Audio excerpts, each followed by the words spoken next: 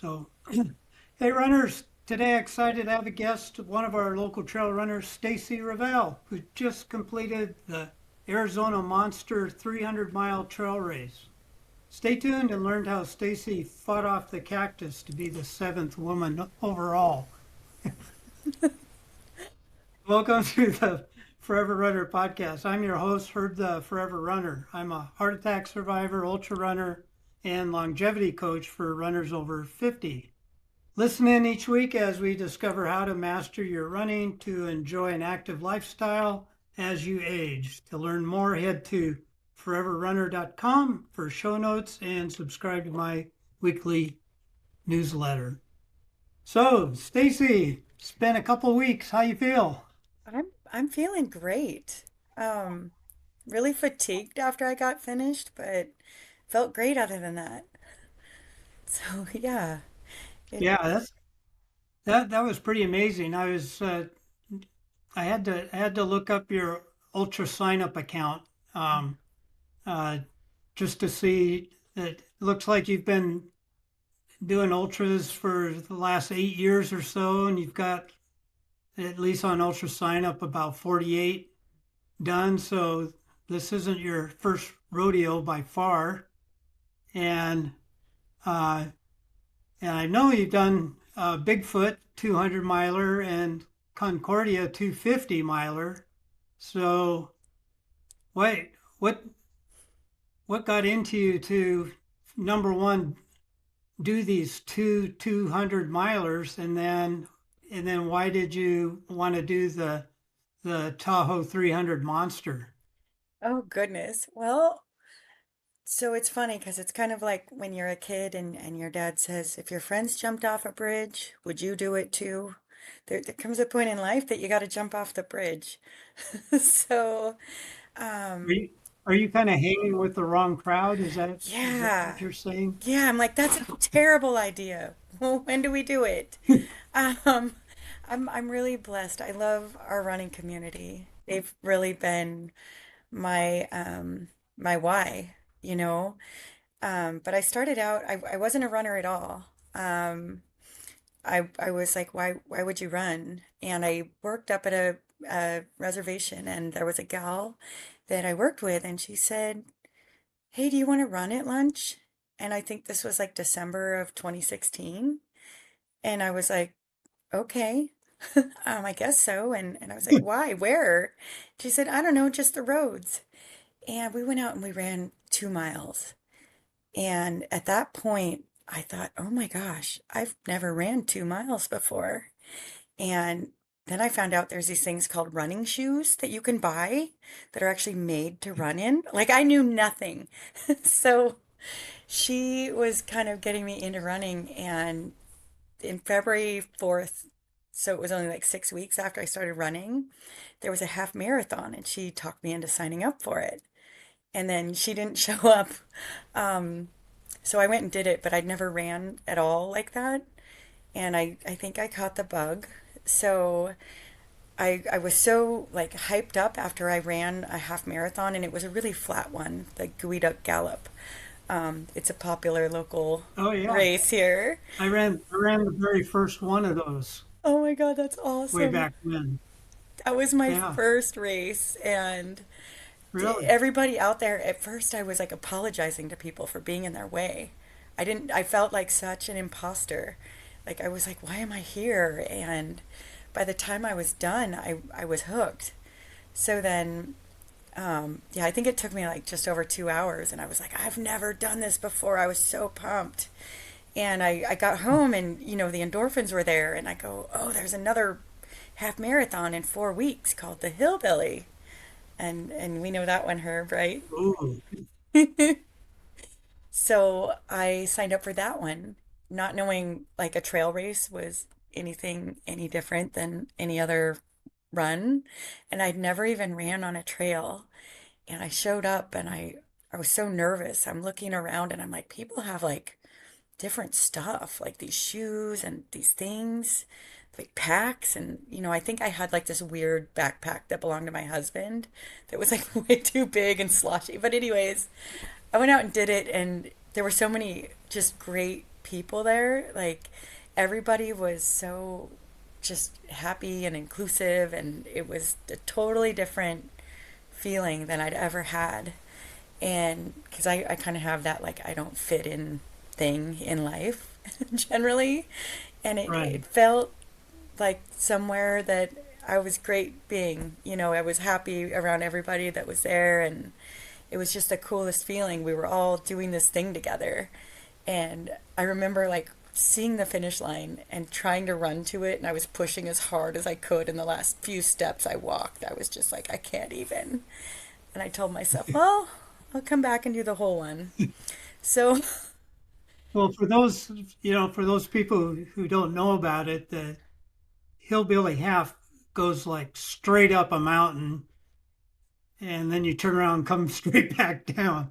and It is it's, not an easy race at all. And half the time there's snow on the course and all that. So yeah, congratulations on oh, it that's was, that's a heck of a way to get started. it was just kind of my jumping off point, and I was so excited. I'd never done that before. And then started like meeting people and running with people and finding other crazies out there, and we're sort of attracted to each other. We all kind of have like weird parallel stories and our own like deficiencies and our own superpowers, right? So we just kind of meld together. But started really running with a bunch of people, and I mean, jumped through some other races. Lots of nerves, lots of overcoming these like, oh my gosh, I'm doing this thing. Um, and I thought at one point like 50 miles would be my be all end all.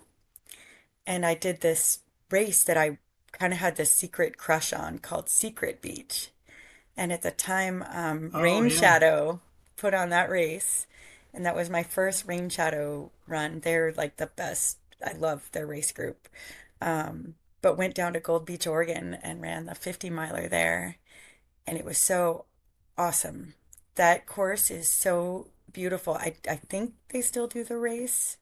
Not Rain Shadow anymore, but somebody else. But the Yeah. course itself, I mean, it is like you're expecting to see pirate ships come in these coves, and you're up on these bluffs above the ocean, and like just, I mean, I was grinning the entire time I was out there. I was so elated, like so happy. I hurt my knee really bad, and I was like trying to alphabetize the states in my brain to like distract myself from how bad I was hurting, but made it through, and ended up signing up for like Rocky Raccoon was my first 100. And I had no business doing 100. I didn't even know like what to do, but I went down there with my friends and Angela and Phyllis and Amy, and it was so much fun. We had the best time. But I finished. Oh, and also Kelly and Jody, they're a couple of our locals too. They were down there. Um, Wow. Yeah. We have this great group of women who excel at this crazy distance stuff. So that's amazing that you got hooked up with them and yes, very lucky. And they are tough, tough ladies. I am blessed to be around them. Like they're amazing and they can power through anything. But yeah, I finished that one and then kind of COVID happened. So ended up doing a lot of other adventures and we found our own adventures, real independent stuff, but it was so much fun. And then after that, because I was going to do Bigfoot and COVID hit, so I was actually able to bump it to the following year. And then Cocodona came up as an option. So ran Cocodona kind of to train for Bigfoot, I guess. Um, but Cocodona, I had a horrible race because my feet swelled up like three whole sizes. It was incredible. I didn't know that could happen, um, and I didn't have bigger shoes. Um, I had a terrible race, but I finished and I loved it. But I there was a lot of like ugly crying, I'm sure. I had some really low moments there and I missed a aid station. So I added like 13 extra miles to my run. But holy cow. it was terrible. If anybody can get lost, it's me. I've gone the wrong way in a Oh, 5K. Um, It's happened. So yeah, that one was great though, but then did Bigfoot, and that is like my heart and soul out there. I love the course. I love that area. That whole area, like the Mount Margaret backcountry is some of the most Right. phenomenal beauty that we have anywhere. So But very, very demanding trails. yeah, Yeah, that's a tough race. yeah, but gosh, I love it. Keep going back there. Got to pace, got to help. It calls me back just to be there. I love seeing people out there, and it's just awesome. But yeah, I did that one, and then I was like, "Ah, I'm done with 200s." And then yeah, we ended up. I've done a let's see, I did Orcas. I've done a few others. But like Orcas Island is one of my favorite races, and I did that. I've been up there 3 years now. The first year I was up, the weather was crazy, and the race got bumped 12 hours late. So we started at 8 at night instead of 8 in the morning. And I was like Yeah, bedtime starting, and they did everything they could to keep the race going, but they had to change the course because of permitting. And it created a loop I didn't like. And they were super lenient. They were like, you can take any level of finish you want this year. It's a weird year. So I decided I'll come back and do the real race. But I just did like one of the power loops. Any heroes out there that did all right. those power loops, bless you. You're amazing. It was not for me. It's the worst part of the course. Yeah, yeah, we're talking about a 100-mile race here, so that has several loops. Yeah. And yeah, I was there hanging out with James trying to sort out how to salvage that race. So yeah, And bless you for doing that. that was a very interesting that was a very interesting day there with everyone wondering what to do. Gosh, I had a blast. It was just it made like doing that power loop that you dread the power line section of that course the whole time. I mean, that's my Yeah, strategy getting through that race is everything else feels really, really wonderful because I don't like just that one chunk. So I can brainwash myself into like everything's great except this. But this year I did that race again to kind of train up for the monster. And I was on the fence with doing the monster. Um, Excited about it, but really yeah. nervous. Why did you pick that? Well, I have to thank Phyllis Stanley. I'd seen the race come Oh, up and I'd gotten really excited about it, but then I was like, I don't know. I've kind of been soul searching for a couple of years. I had some big life changes that knocked me down pretty hard, and so I've kind of been like, what's my why? Why, but decided to sign up for it, and she was going to do it too, and hopefully she's going to do it next year, and she'll do awesome. This is her bag. This is like her thing. But right. I decided, well, I trained up decent this year, so I mean, for me, I kind of undertrain and overexert. That's my fashion, but not intentional. It just happens. Life gets in the way a Yeah. lot. But trained up for Orcas Island and did that in February, kind of as my training run for this. Even though the weather's slightly different in 40-degree Right. rain than Totally different. but it was such an amazing, like, I got to run with so many people through the winter. And there's a group of us that would get together a couple nights a week and go up one of our local little mountains. You know it, I'm sure. Rock candy. Yes. And we would do it, at least a couple times a week. And people were so awesome. They were, especially like Bao Law, but I had a whole little group that was kind of revolving and hanging out, and we would go up and do it, and it was so much fun. And we kind of framed it like we were chasing sunsets because we ended up having a lot of crap weather, but then periodically we would have the most breathtaking sunsets. And I have like all these pictures of the sunsets, and we were just like, this is why we're here. And so it Oh, was cool. really It was really cool. It really, I never hit that like dark moment in winter where you're just like, ugh, I hate everything because we just stayed busy, and it was great. Everybody's so awesome. And my dog, he runs with me a lot too. And he's a pain, but I love him. But yeah, so we did So what? that. So what's the logistics like for the Monster 300? Was it pretty complicated, or I I mean, since you've done a couple of these already, what was different. how'd you set up a crew and pacers and all that? I don't I don't ever use crew or pacers. I've been really lucky in the past. I've kind of shared crew as possible with other people, like when my friends are doing it too. Usually the crew, it's like really more for them, but if it works where we're close enough, I'll like use crew to help support during the race. But I've never used a pacer. I have this like anxious feeling like I would just be worried about them, or like, oh my gosh, are you okay? Or are you, I don't, I'm a little Right. bit like I'm a mommy. I'm a mommy. I don't know. I'm neurotic. So it's easy. Like I like to kind of run my own race.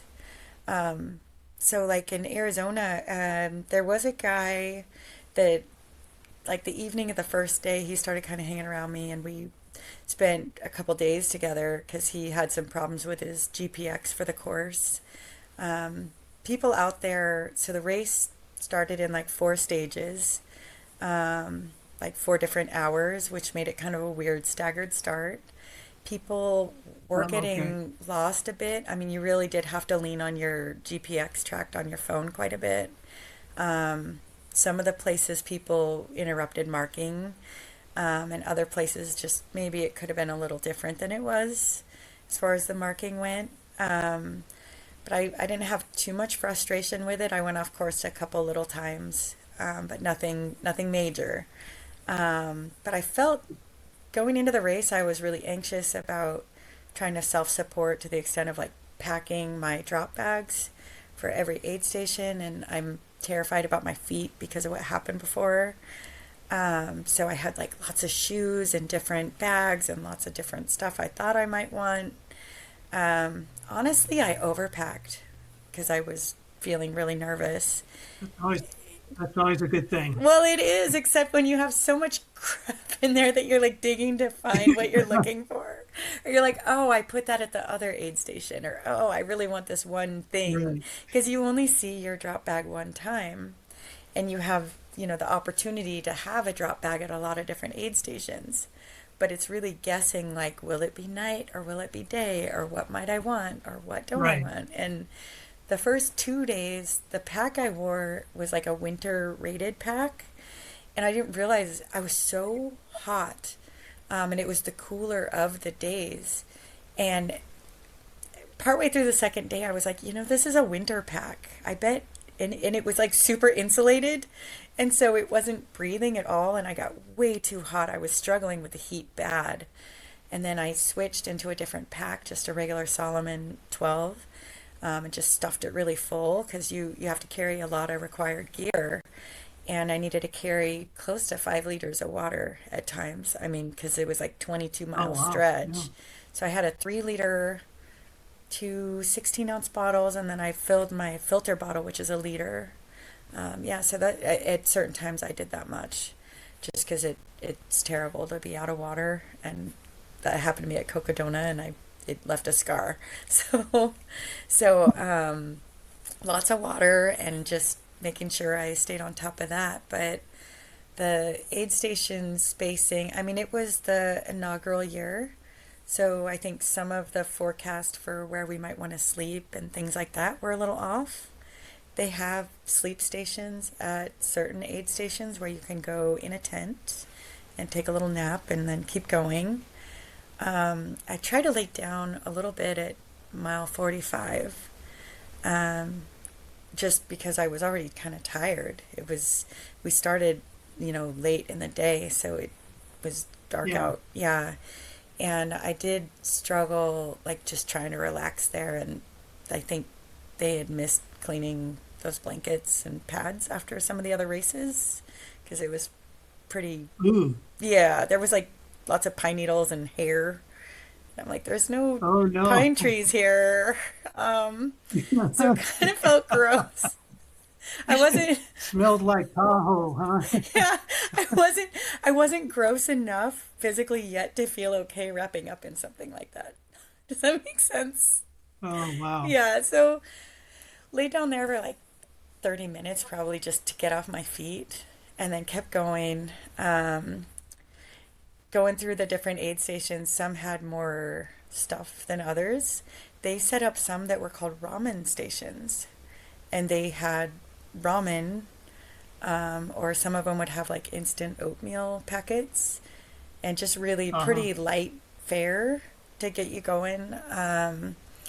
I don't eat chicken, and they had made all the ramen with like chicken in it, so I didn't. I was like, oh, whatever. So I did figure out a good strategy. Like when you came to an aid station with good food, you want to pack a bunch extra into your pack wherever you can squeeze it. Doesn't matter if it's smashed; it's going to be great when you're starving. Um, Right. Right.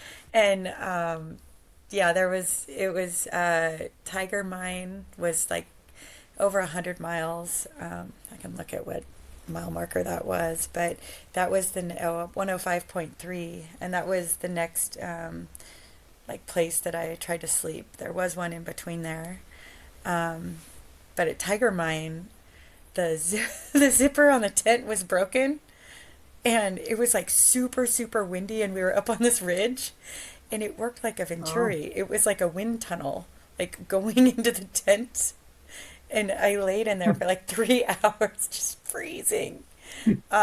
But it was the weirdest, like this big tent with a big open hole. So we were like, wow. everybody in there was like, what is going on?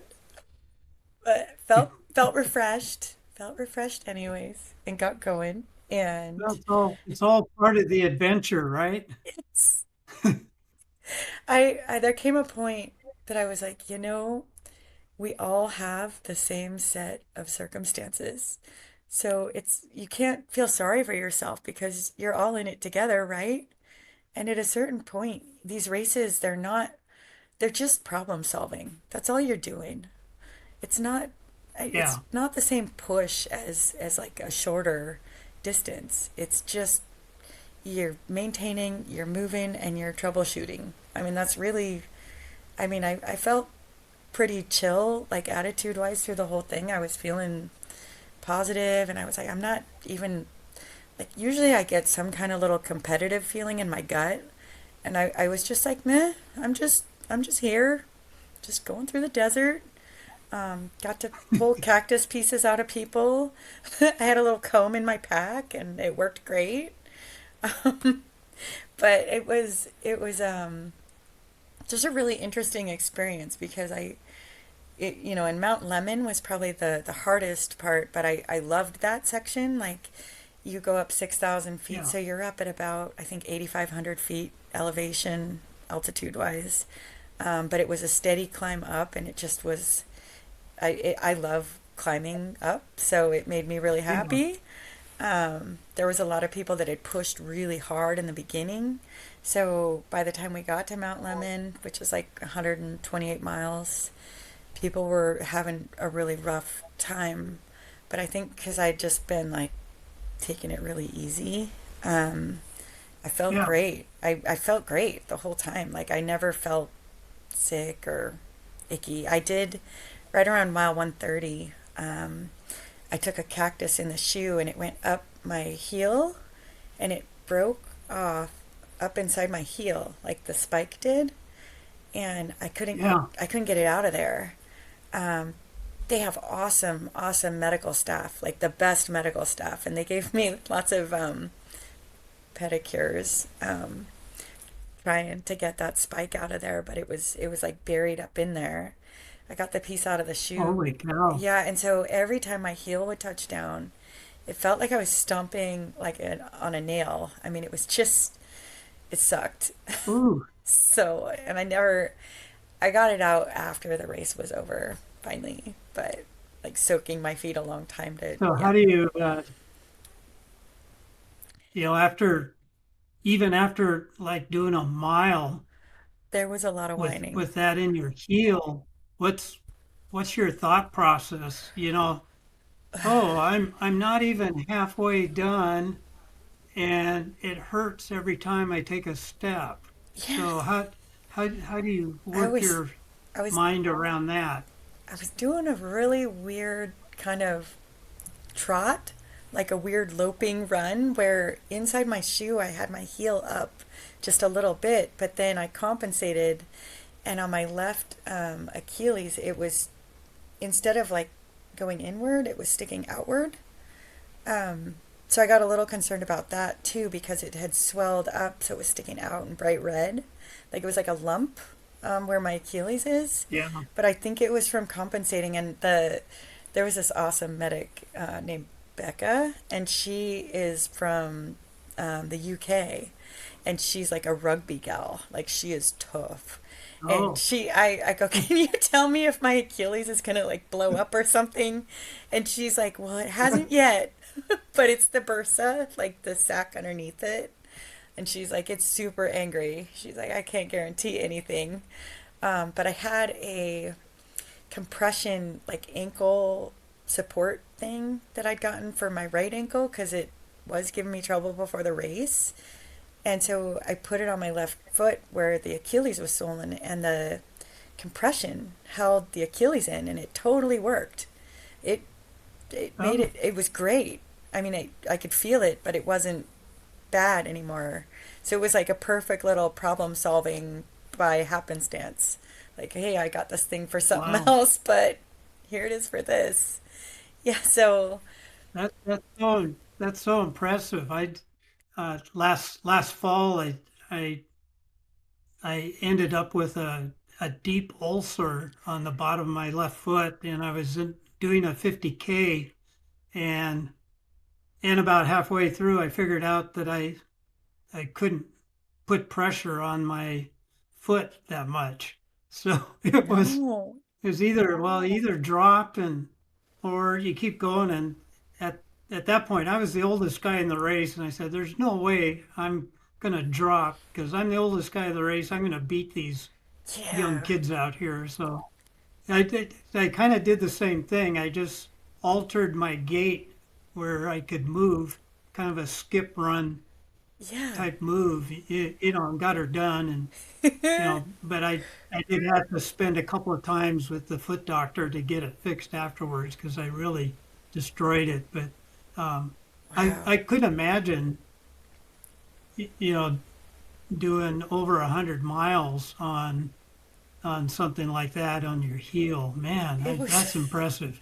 well I mean, I part of the race had 42 miles of paved bike trail.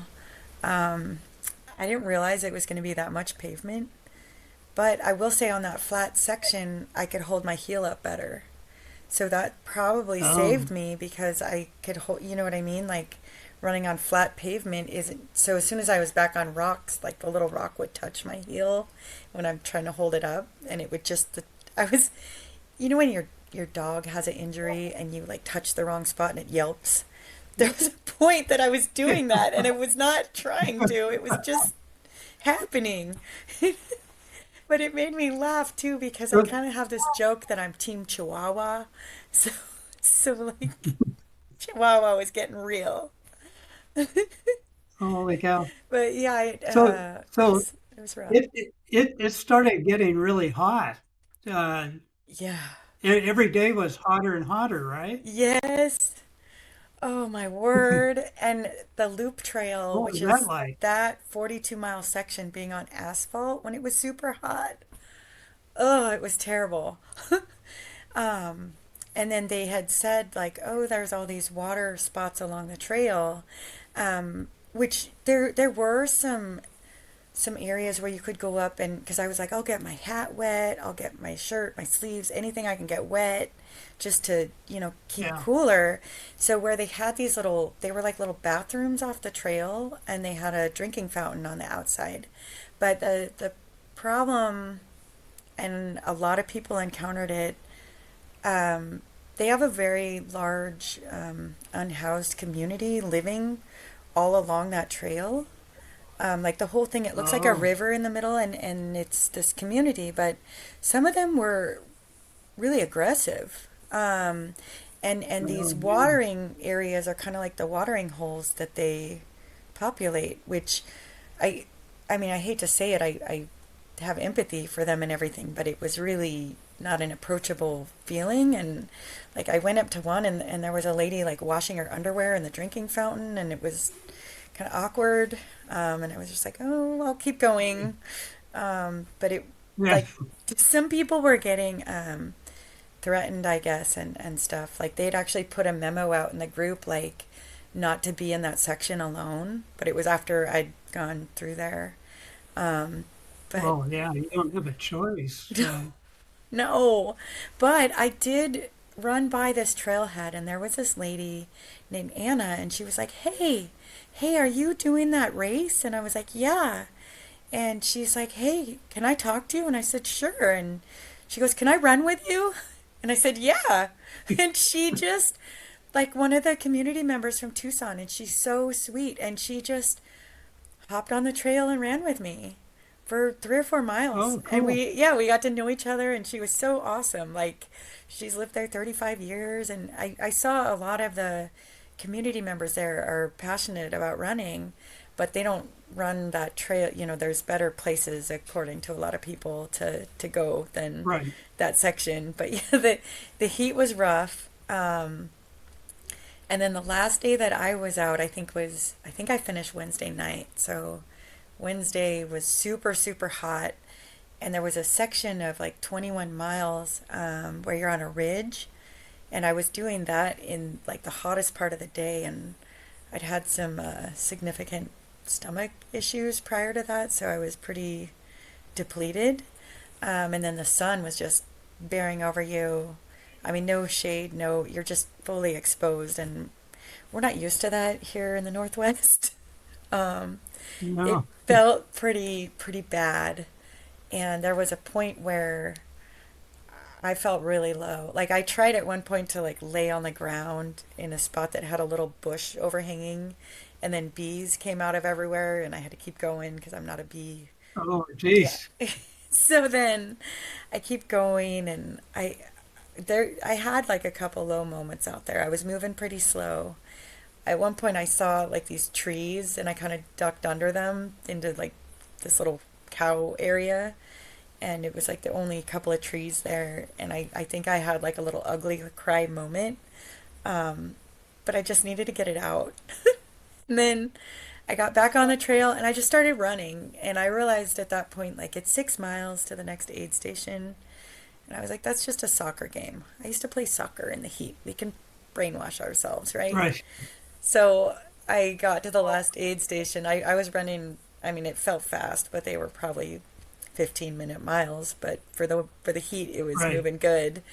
And then I was at the last aid station a really long time because I was still having some stomach things. And thank you, backcountry people, for supplying me with some Pepto. It was very helpful. Chewable. Recommend it. Spare you the details. Really. Chewable Pepto Bismol. Oh my gosh, saved my Oh, life. no. Yeah, I was at that aid station like 2.5 hours, and I wasn't quite sure how I was going to keep going. As things weren't, it's like I might be here for a while. Um, but anyways, everything worked out. I was able to. So how's that last stretch? That felt pretty good. It did. Oh my gosh. I felt great.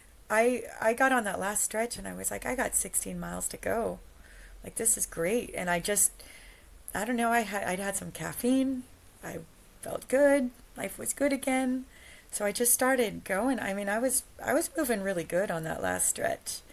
Um, I got to pass a handful of people, and that was kind of fun So too. did you, I think there was a woman that finished right behind you. So did you like pass her on the, Oh, or, it's a little weirder than that. So she had started an hour after me. So technically she was an hour ahead of me, but I had Uh-huh. 12 miles till the Oh, yeah, from the finish. staggered start Yeah, thing.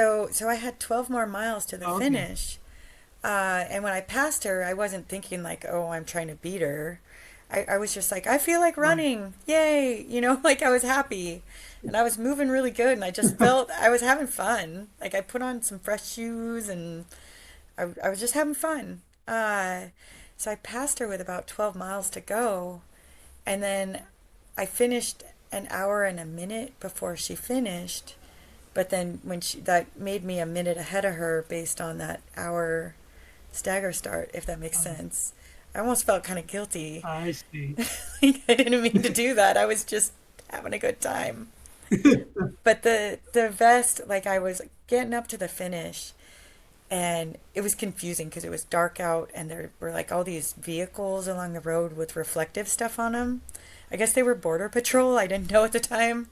Like I'm in the dark on this road Um, because there's like 2 miles of road at the end, which is like, ugh, felt like it would never end.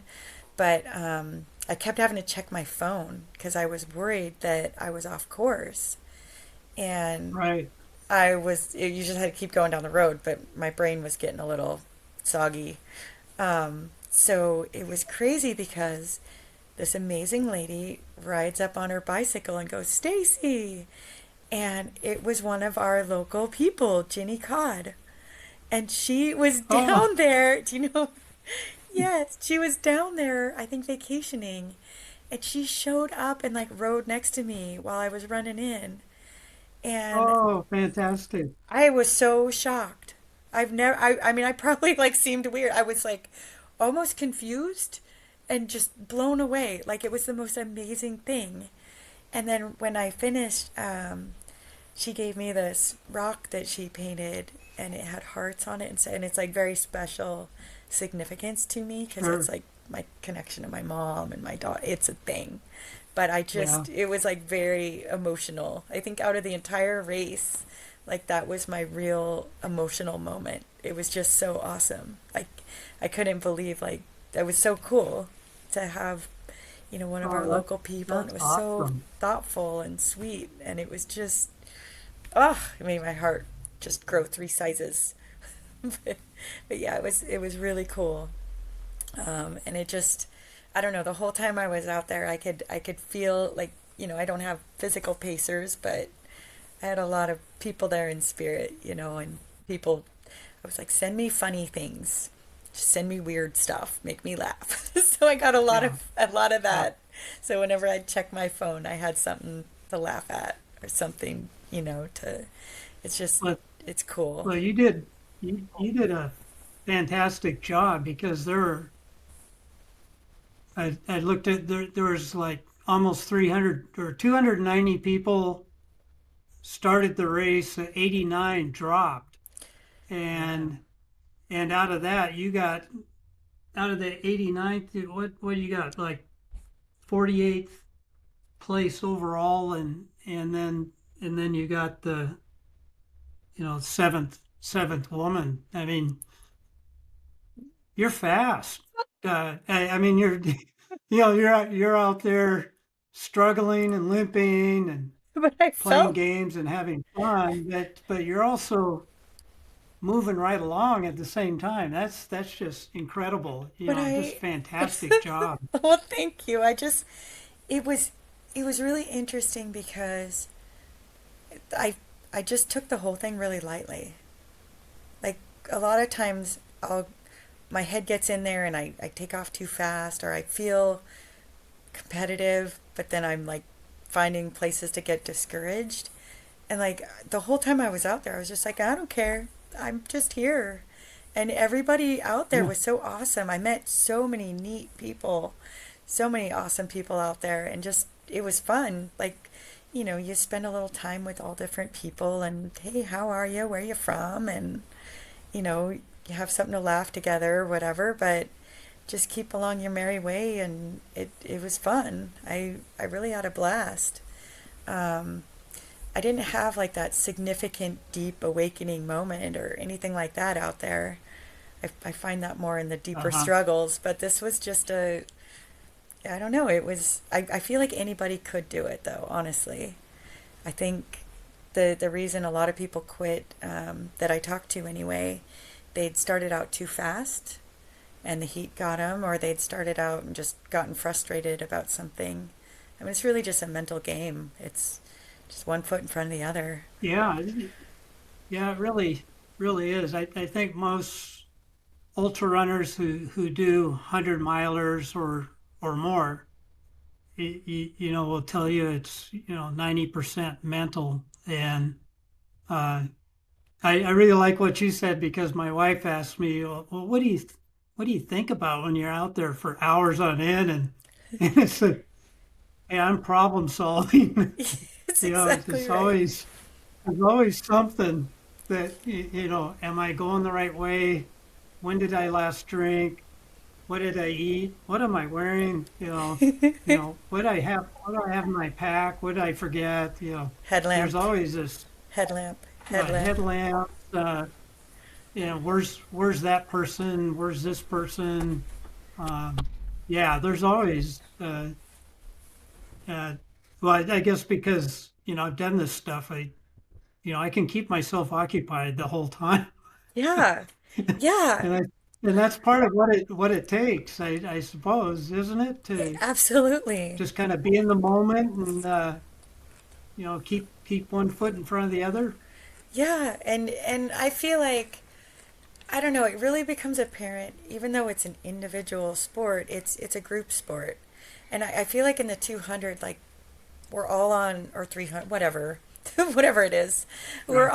we're all on the same mission. You know, it's we're all trying to get to the end, right? And where the cards land, they land. Like some Yeah. days something bad happens, some days everything's great. Those rare moments Yeah. when everything's great, like hang on to that race with all your might, because it'll never happen again quite like that. But it's Right. it's almost like a game of would you rather. Like, well, is it my stomach or is it going to be my insert body part here? Right? So it's, I mean, that's part of the joy of it. That's part of the experience is it's not about having a perfect race. It's about making the best out of the circumstance you're given. And Right. that's where you find it, Well, right? that's so cool. Yeah. Yeah, that's so cool.